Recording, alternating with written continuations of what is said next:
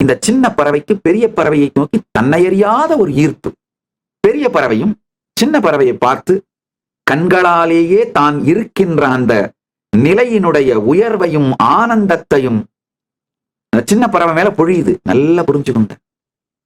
சரியான நேரத்தில் சரியான நபர்களோட கண்ணில் படுறதுதான் வாழ்க்கையிலேயே மிகப்பெரிய நன்மைங்கய்யா.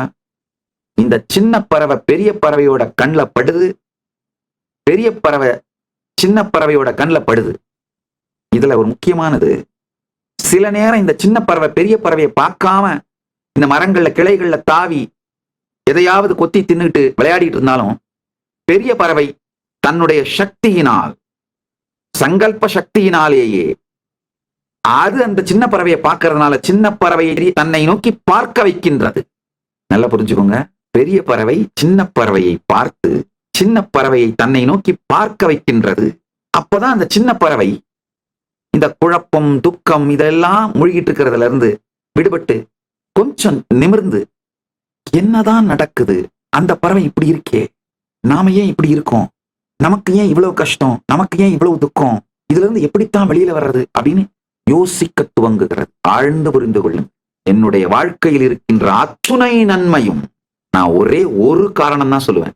சரியான நேரத்தில் சரியான நபர்களின் கண் என் மீது பட்டது, என்னுடைய கண் அவர்கள் மீது படுமாறு அவர்கள் செய்தார்கள். அதுதான், வேற எதுவும் கிடையாது. மொத்தமா நித்யானந்தரோட வாழ்க்கை மொத்தத்தையும் ஒரு லைன்ல சொல்லிடுறாங்க. சரியான நபர்கள் சரியான காலகட்டத்தில் அவர்கள் கண் என் மீது விழுந்தது, என் கண் அவர்கள் மீது விழும் வகையிலே அவர்கள் செய்தார்கள். அவ்வளவுதாங்க. என் வாழ்க்கையில் இருக்கிற ஞானம், அனுபவம், அனுபூதி, நன்மை, நான் உலகத்துக்கு செஞ்சிருக்கிற ஏதாவது நன்மை இருந்தால், என் வாழ்க்கையில நல்லதுன்னு நீங்க எதையாவது நினைச்சீங்கன்னா அதுக்கு ஒரே காரணம் இதுதான். பாத்துக்கோங்க.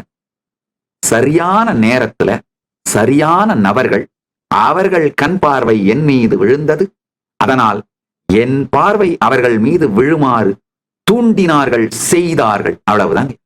மீதி எல்லாம் தானா நடந்துருச்சுங்க. ஒரு ஞான குரு நம்மை பார்ப்பது, அவர் கண் பார்வை நம்ம மேல விழறது சாதாரண வேலை இல்லைங்க. அங்க எல்லாமே முடிஞ்சிருதுங்க. அது விழுந்து விட்டால் அவர் என்ன பண்ணணுமோ பண்ணுவார். கரெக்டா உங்கள் பார்வை அவர் மீது விழ வைத்தே தீருவார். அவர் பார்வை உங்கள் மீது விழுந்து, உங்கள் பார்வை அவர் மீது விழுந்து விட்டால் முடிந்தது வாழ்க்கை.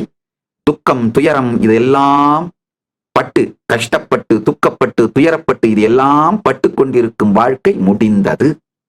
அதுக்கு மேல சர்வ சுதந்திர சர்வ ஆனந்த ஜீவன் முக்த வாழ்க்கை தான்.